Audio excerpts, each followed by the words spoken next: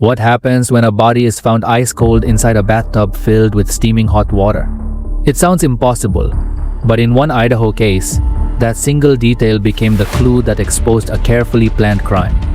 At first, investigators believed they were looking at a tragic suicide. A woman was found dead in her bathtub, a handgun resting beneath the water, and her husband insisted she had taken her own life. But as detectives examined the scene more closely, something didn't make sense. The bathwater was still hot enough to produce steam, yet the woman's body had already turned completely cold. According to basic physics, those two things could not happen at the same time. That contradiction would eventually unravel a plan that appeared almost perfect and reveal a story involving a former police officer, a bitter divorce, and a crime scene that may have been staged from the very beginning. The story begins on January 29th, 2021, in the small Idaho community of Kamaya. A woman named Kendi Howard arrived at her parents' home after driving for nearly 3 hours. She was frightened, exhausted, and convinced that she was running out of time.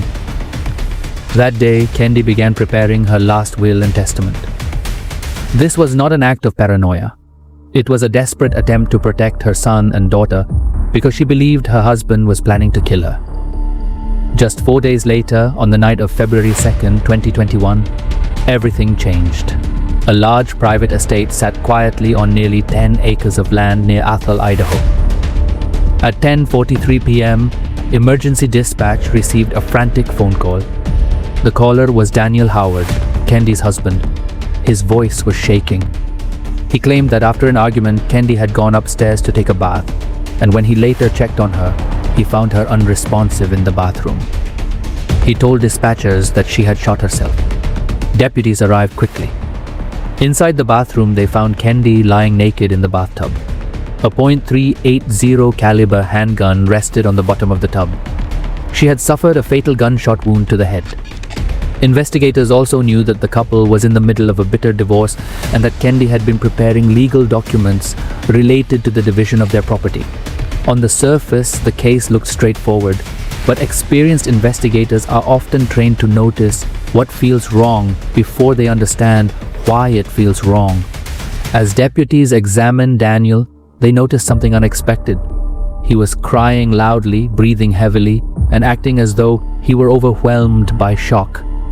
Yet his face was completely dry. There were no tears. Then another detail stood out. Instead of smelling like sweat and panic, Daniel smelled freshly showered. Deputies noticed bright white streaks of what appeared to be recently applied deodorant on his clothing. The man who claimed he had just discovered his wife's blood-covered body looked and smelled as though he had cleaned himself only minutes earlier. Investigators continued processing the scene. The handgun did belong to Kendi. It had been taken from the family's gun safe. The water surrounding her body was only slightly cloudy, with very little visible blood. Then detectives encountered the detail that would change everything. Steam was still rising from the bathwater, but when crime scene technicians touched Kendi's body, it was ice cold. From a forensic standpoint, that was almost impossible. A person could not have died in a tub of freshly drawn hot water and become completely cold before the water itself had cooled. The evidence suggested something far more disturbing. Someone may have placed an already cold body into a freshly filled hot bath in an attempt to stage a suicide scene. If that was true, then the bathroom was not the place where Kendi died. It was the place where someone wanted investigators to believe she died. And that raises 3 terrifying questions. How did Kendi predict her own death 4 days earlier?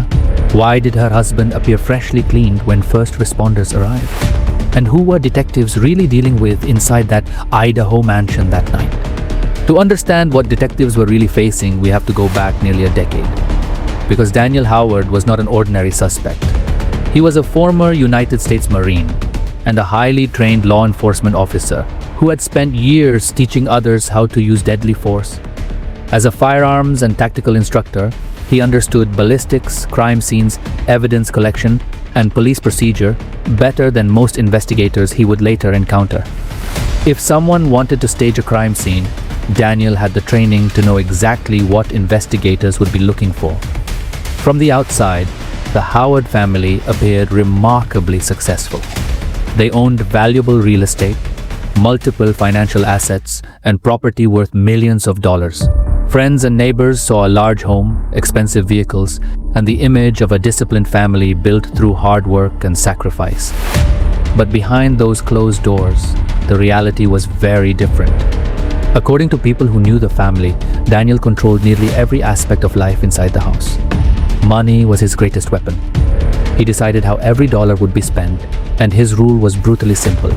What belonged to him was untouchable, and what belonged to everyone else was ultimately under his control. His obsession with saving money reached extreme levels. Northern Idaho winters are notoriously harsh, with temperatures regularly dropping well below freezing. Despite the family's wealth, Daniel refused to allow the electric heating system to be used. The entire house relied on a single wood-burning stove. While millions of dollars sat in bank accounts, Kendi and the children lived through long winters wrapped in blankets inside rooms that were often painfully cold. The financial control was only part of the problem. Kendi was reportedly subjected to constant humiliation.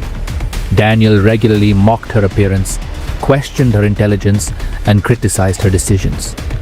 The expensive home that should have represented security gradually became a place of fear and emotional isolation. Friends later described a household that felt less like a family home and more like a military command post. Years of relentless stress began affecting Kendi's physical and emotional health. Medical records documented severe emotional exhaustion, and she eventually developed an eating disorder that led to compulsive overeating. Her physician prescribed a low dose of Prozac, creating a documented record that she was struggling psychologically. For Daniel, however, consequences seemed unusually rare. In 2011, while working traffic patrol, he opened fire on a vehicle he had stopped. A woman behind the wheel was killed, and a passenger was critically injured. An internal investigation cleared him of wrongdoing. Officials concluded that his actions had been influenced by the stress of the job, allowing him to keep both his badge and his service weapon. To many observers, it was the first sign that Daniel seemed protected by the system itself. 3 years later, in 2014, the pressure inside the marriage exploded into the open. Exhausted by years of control and isolation, Kendi began a relationship with a local man named Matthew Wood. Daniel's response was immediate and terrifying. Using his marked patrol vehicle, he repeatedly followed Matthew around town, threatened him, and allegedly promised to kill him. The harassment escalated further when property was damaged and tensions continued to grow. Then came the incident that shocked many people in the community. One night, Daniel drove to Matthew's house carrying a shotgun and fired multiple rounds into the roof of the home. For an ordinary citizen, an armed attack combined with stalking and property destruction could have resulted in years behind bars. Daniel received a remarkably lenient outcome. He served only a short jail sentence and was allowed to resign rather than being publicly fired in disgrace. When he walked out of jail a few months later, he still had his social standing, his law enforcement connections, and eligibility for a substantial pension. Instead of teaching him that the rules applied equally to everyone, the system may have taught him something far more dangerous, that he was a man who could survive almost anything. And if that belief was already taking root, the events of 2020 would push the Howard marriage toward a confrontation from which there would be no return. By the summer of 2020, life inside the Howard home had become increasingly dangerous. For years, Daniel had controlled the family's money, movements, and daily decisions. But now, something had changed. Kendi had begun quietly reclaiming pieces of her independence.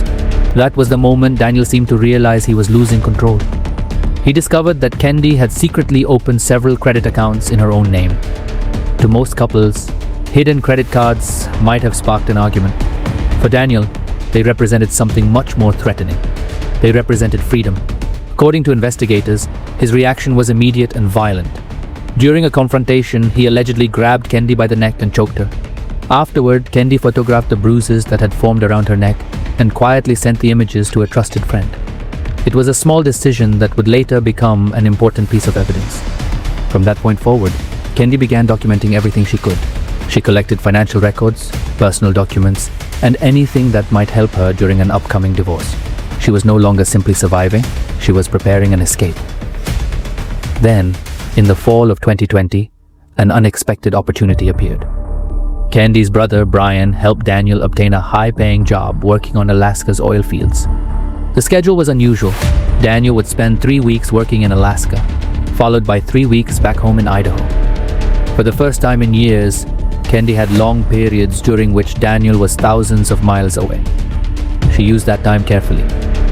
Without telling him, she contacted a real estate agent and arranged to purchase a home of her own. The agent's name was Daniel Prow. He was not a stranger. He had been Candy's first love during high school. As they worked together on the property purchase, the two reconnected and eventually began a relationship. To investigators, that relationship would later become a major part of the case. But at the time, it represented something much simpler: hope. For the first time in years, Candy believed she had a future beyond the Howard marriage. She had a plan. She intended to recover the money that legally belonged to her, complete the purchase of her new home, and start over somewhere else. The plan was quiet, methodical, and surprisingly close to succeeding. Then, on January 28, 2021, Daniel returned home from another work rotation in Alaska. As they drove home from the airport, Candy made a decision she could no longer postpone. She told him she wanted a divorce. The reaction was so alarming that she immediately called her mother. Her mother contacted law enforcement and requested a welfare check. When deputies arrived at the house, their body cameras captured a striking contrast. Candy appeared visibly frightened. Daniel appeared completely calm.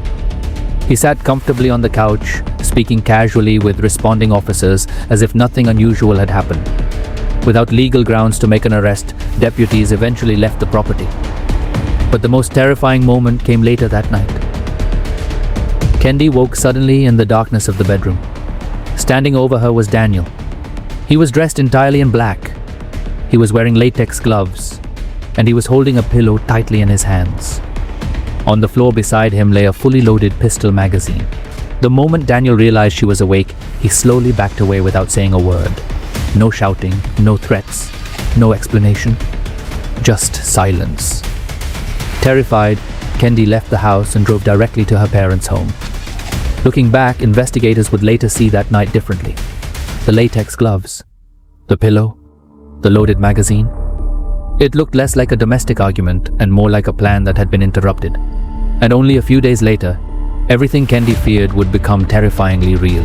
On February 1st, 2021, the case took a dramatic turn. Candy's brother Brian was riding in a vehicle with Daniel. During the drive, Daniel began asking unusually aggressive questions about Candy's plans, her finances, and whether she had already moved on with someone else. Brian made one mistake that he would later remember for the rest of his life. He told Daniel the truth. Candy was not only leaving the marriage, she was buying a new home, and she was working closely with a real estate agent named Daniel Prow, the man she had recently begun seeing again. For Daniel, that revelation was devastating. This was no longer just a divorce. In his mind, it was a complete replacement. His wife was preparing to take her legal share of the family's assets, move into another home, and begin a new life with someone else. Investigators would later argue that this may have been the moment when humiliation turned into intent. The next day, February 2nd, Candy made a decision that would become the final entry in her timeline. She returned to the house one last time. She was not moving back. She was there to collect original financial documents needed to complete the purchase of her new home. Before going inside, she spoke with Daniel Prow. She reportedly told him that Daniel had nearly been caught a few nights earlier, and that she believed he would not risk doing anything out in the open. She believed she would be safe. Then she walked through the front door. What she did not know was that Daniel was already inside, waiting. Hours later, deputies and crime scene investigators arrived at the property. Daniel appeared cooperative. He confidently explained what had happened. According to his version of events, the couple had argued.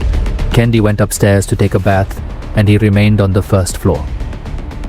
Sometime later, he said, he heard a dull thud from upstairs, something that sounded like a heavy object hitting the floor. He went to check on her and found her unresponsive in the bathroom. At first, the story sounded plausible. But detectives quickly noticed a problem. Daniel claimed he heard the sound of a body falling through the structure of a large house. Yet, he somehow never heard the deafening blast of a handgun being fired.